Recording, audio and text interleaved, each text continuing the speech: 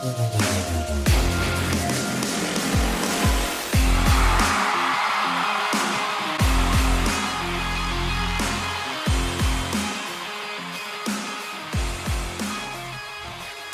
have only been 4 quarterbacks that I have ever seen in college that I have been 100% sure were going to be elite NFL talents. Andrew Luck, Joe Burrow, CJ Stroud, and Tanner McKee. Do I have your attention? And listen, I don't say things for shock value often. In fact, I never say things for the sake of shock value. It's not my thing. I'm a truth teller. But when something that I deem to be the truth happens to be shocking, I mean, I'm not going to shy away from it. I understand what I just said kind of sounds like satire. I promise you that it's not. Now, allow me to work backwards here. I'll bring this thing back around, but I do need to give you context. It's a Colts show, right? It's not a Tanner McKee show. So let's go back to the 2023 NFL Draft, a year where the Colts had the number 4 overall pick and were looking for a quarterback. Now, yours truly was in the very early stages of making what is now the Riding the Bench Colts podcast that you watched and I think enjoy today. Maybe 5 episodes in or something like that, and the Colts needed a quarterback. So what did I do? Well, absolutely no one was really watching the show. I watched tons and tons and tons of film on damn near every single QB prospect in that draft and gave my top 5 ranking.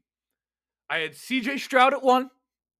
I had Bryce Young at number 4, despite him being the clear favorite to really go number 1 overall. And quite frankly, I was giving him number 4 kind of just out of respect to the hierarchy, because I looked at him and I said, I don't see an NFL quarterback here at all. Our guy, Anthony Richardson, was outside of my top 5, and we'll get to that. He was at number 6, albeit, but outside of my top 5. And Tanner McKee, a 6th-round pick to the Philadelphia Eagles, was at my number 2 spot in that draft at quarterback, and number 3 wasn't even close. I bring this up because the Colts this offseason absolutely need a pivot plan, a backup plan off of Anthony Richardson. And this whole episode is not meant to be a slight on Anthony Richardson. I mean, there's still a lot of things that I like about what we've seen from Anthony Richardson, right? I mean, you want to talk about a guy who I thought really kind of showed a little bit of what he was made of. Now, it could have just been a coincidence entirely, but the way he responded from getting benched in terms of his play on the field, I thought showed a little something about who he was, okay? Obviously, you're talking about a guy with a huge arm, a guy that's very, very young, and a guy who's pretty explosive. I mean, you want to talk about consistency, that's one thing. But you want to talk about a guy that can make some big plays. I mean, Anthony Richardson is the type of dude that can, at any moment, spark a jolt into the offense. I mean, he's one of those types of players. All of that being said, if I am Shane Steichen and I am coaching for my job going into next season, and make no mistake, whether you like Steichen or you don't like Steichen, and I like Shane Steichen, he is absolutely coaching for his job going into next season. I would not want my job tied to Anthony Richardson and Anthony Richardson only. But at the same time, if you're the Colts and you're talking about getting someone that is not Anthony Richardson, I mean, are you going to go out and pay a Sam Darnold if he doesn't get franchise tags? Or are you going to go pay a Brock Purdy $45, $50 million, whatever it is that quarterbacks are getting right now? I mean, last time the Colts had to pay a quarterback, he was the highest paid player of all time, and his contract was basically the exact same one that we just paid Michael Pittman Jr., right? So needless to say, I have lost track of the numbers to some degree, but either way, back to what I'm talking about. Do you pay one of those guys all of that money? And by the way, suspend your disbelief, right? Because I know you're going to sit there and say, well, Chris Ballard would never do that anyway. Fine, okay? We're just talking. Would you pay them that money? Or do you try to bring in another young guy to compete? And if you're to take that route, your options really aren't all that plentiful. I mean, you have two. You have the draft or a trade, or I guess Jason Bean. Good grief, if you ask some Colts fans, but that's totally fine.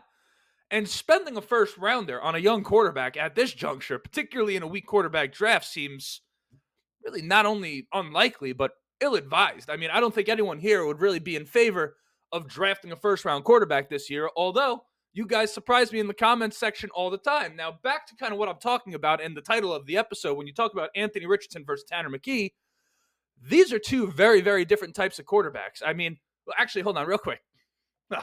Before I get into it, you know what I have to do. I have to introduce myself. Sorry, guys. Some people have never been here before. My name is Justin. This right here is the Ride on the Bench Colts podcast. As always, ask anyone watching and enjoying the show, go ahead, shoot it a like. It's going to help me get out to as many Colts fans as humanly possible. Of course, subscribe if you want to be a part of the journey. We just hit 3,000. We're on the road to 3,500, really on the road to 5,000. But right now, if you're here for the first time or if you keep coming back and enjoying the show, please subscribe. Never miss an episode again. We're going to have a real fun offseason over here. All types of coverage. So if you want to kind of stay engaged on what's going on with the Colts throughout the course of the offseason, you're in the right spot. Only the Colts here, nothing else. We ain't talking about the Hoosiers. We ain't talking about the Pacers. There's none of that. It's Colts football, only Colts football, okay? Audio listeners, leave a 5-star review. Let the people know how much you enjoyed the show. Actually, if you're listening audio, make today the day to leave the 5-star review. I mean, we don't have enough reviews on the audio platforms. Help a brother out over here, huh? All right. Now that we've got that out of the way, let's go back to it. Because, again, we have two different guys here at quarterback. Now, this is all fact-checked, by the way. Everything I'm talking about, you could go back. I believe it was maybe my 5th episode. You could go check my QB rankings, and all my takes are right there. So I'm not kind of taking, I'm not taking part in any revisionist history here. This is the truth. When I looked at Anthony Richardson coming out of college, it is really, it was very much all the things I see right now, which is I understood, looking at him from a talent perspective, where the elite quarterback is. Like, I see it. I see how that could come into fruition, okay? So it's not like I don't see a path at all. But at the same time, you do look at a guy and say, well, not for anything, the accuracy, particularly in the shorter parts of the field, leaves a lot to be desired. And it's one thing to be able to get one down the field and have a huge run and have this big explosive play. But when you want to talk about keeping an offense moving, you have to be able to complete the easy passes. Ultimately, those are going to be most of your completions throughout the course of a day. Ultimately, that's why we see Anthony Richardson not complete a whole lot of passes. It's because he's struggling in that part of the field. And that puts your entire team at a disadvantage. So that was kind of what I expected from Anthony Richardson out of college before ultimately getting optimistic. And we see him in a press conference, see him do some spectacular things at training camp, and you get optimistic. You're willing to put things aside as a Colts fan and see it out, right? But then you look at a Tanner McKee, and you're talking about the polar opposite. Now, Tanner McKee is a guy, he's 6'6", probably like 230, 240, something to that effect. Does the weight really matter? No. But this is a guy that is a traditional drop-back pocket passer, okay? On time, on the money. You're talking about a guy in college, his time to throw, which is from the time he drops back to the time the ball is out of his hands, was 2.5 seconds. That right there, for those of you guys who don't pay attention to that number, not that I know everyone's number on that, but when you hear 2.5 seconds, that should tell you right then and there, a guy is going through his progressions very, very quickly, or they have really just a quick one-read type of deal that he has to get that thing out of his hands and that's it. But you go look, you're watching a guy go through 1, 2, 3, 4. I mean, that's what Tanner McKee was doing in college. So you have two entirely different guys. You have the explosive playmaker in Anthony Richardson, and you have the boring pocket passer in Tanner McKee. And why I like Tanner McKee so much really comes down to my personal preference in a quarterback. Like, there's so much talk these days about the need for a quarterback to be mobile, right? Like, everyone will say that in today's day and age, your quarterback needs to be able to run. And I think a lot of times what happens is people confuse a running quarterback with a quarterback that can run, okay? Those are two very different things. And I know it sounds like a bit of a wordplay that I'm doing right there, but I promise you it's not. when you talk about a running quarterback, you're talking about a guy like a Lamar Jackson, like a Cam Newton or something like that. But when you're talking about a quarterback that can run, these are guys, and I mean, I think Josh Allen kind of really dances on the line of these two things. But you have a guy like Joe Burrow, right, who can make a play with his legs when he has to, but ultimately is looking to throw first. A Patrick Mahomes, all the same. And I could keep going on. I know I just named the two best guys. You could name guys that are like a lesser tier. But my point is that you have guys that are looking to run first, and you have guys that are looking to throw first. And I'm not saying Anthony Richardson is looking to run first, but at the same time, I think people get so caught up in the ability to run that they forget the fact that to be an NFL quarterback, you have to be able to throw. Like once upon a time, the Colts, if you remember, were at least in the market, I guess. I don't know if it was true or not, but we're being talked about as a team to trade for Lamar Jackson. And I was one of the few people, and Lamar Jackson, one of the top 7 quarterbacks in all of football, make no mistake. But when you talk about my style of quarterback, that's not what I like. So I didn't want Lamar Jackson because I want a guy who's going to throw the football.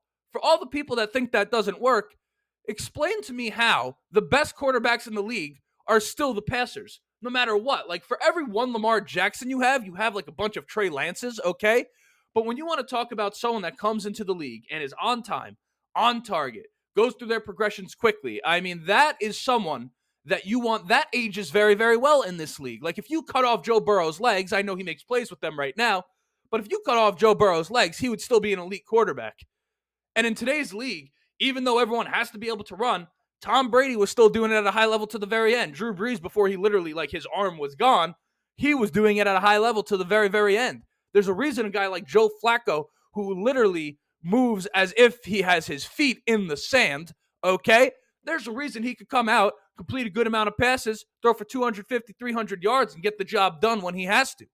It's because at the end of the day, the idea of being able to drop back, throw, and do nothing else is something that ages very well in this league, and in my personal opinion, is something that is far more conducive to sustainability in the league. Now,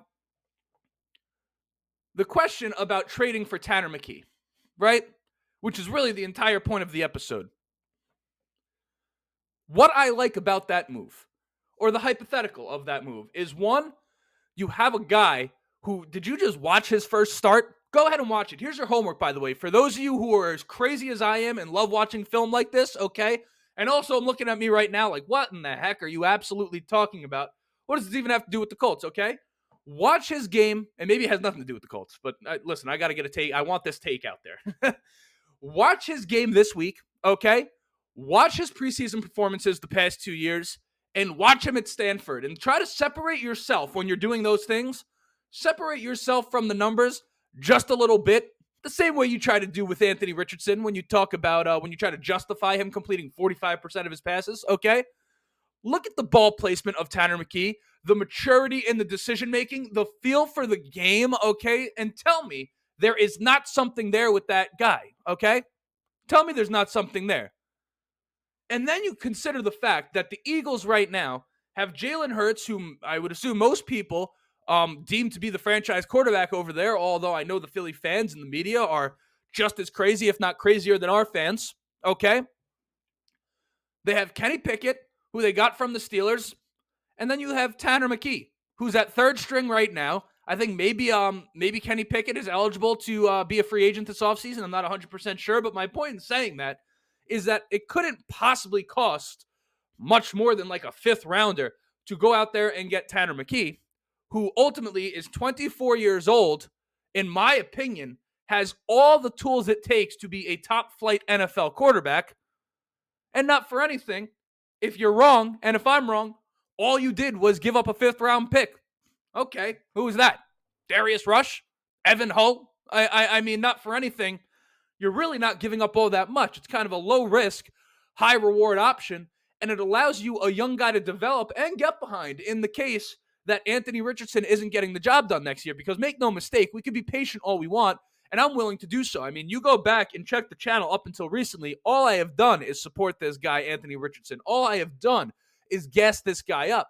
But at the same time, I kind of did so under the premise that by the end of this season, we would have seen improvement. And quite frankly, we have not in much ways at all. Okay, and you can try to cling to certain moments, but at large, we have not seen the progression we wanted to see out of Anthony Richardson. So make no mistake, with a full offseason, right, and a recent media availability, Anthony Richardson very much knows what it is that he needs to do to improve. He said it, I'm talking the words that came out of his mouth. He said this offseason, he needs to make sure that he is able to complete the easy passes. He needs to recognize when those opportunities are available. I'm paraphrasing him a little bit, but this is what he was getting at, okay? And that ultimately he has to do that so he can keep the offense moving, give the defense a chance, and kind of get things done, right? Score the football more often and be a more quality offense, okay? He didn't say all of that, but if you saw the media availability, you know what I'm saying. So given that we know that he knows what needs to be done, okay, you have a whole offseason. There would be no reason for us going into next year to not expect a level of improvement, okay? Particularly, how much, what he's playing right now as a passer, it can't get much worse. So you're going to have to be better than that. But at the same time, you need something. If it goes the way it went this year, you need something, okay? And what I propose is that Tanner McKee provides an option that is young, that I quite frankly think has much more, a much more sustainable path, a much more reasonable path to being a quality NFL quarterback, even if the upside, if you will, is just a little bit lower, okay? But, I think that could be argued because of how much I like Tanner McKee. But I think that this move right here would be a great one for the Indianapolis Colts, and I do predict that if they did it, which they won't, that by the end of the season, Tanner McKee would be your starting quarterback for the Indianapolis Colts, and you ready for this? We'd all be happy about it. So homework for you, if you want to do it. Of course, you're not getting graded, and I don't, you'll get a job without doing the homework, so it's really not all that important. But if you're curious, go watch Tanner McKee and tell me you don't see what I see. Mind you, this is a long-standing opinion of mine going back to the draft process, okay? And he has done nothing but validate my thoughts, okay? This was his first NFL start he just had against, albeit the Giants, but with the Eagles' backups. The dude went 26 of 40 with 270 yards, 2 touchdowns, and no picks. And I, quite frankly, was watching that and the Colts game side by side. And trust me, there was a mistake or two in that game. But ultimately, you want to talk about a guy that is on time and on schedule? That's a guy right there, is a perfect backup for the Indianapolis Colts. And I have officially finished my abstract idea that I have tried to flip into a Colts topic because I wanted to talk about it. But again, my name is Justin. This right here was the Ride the Bench Colts podcast. Like, subscribe if you have not done so yet. And as always, go Colts.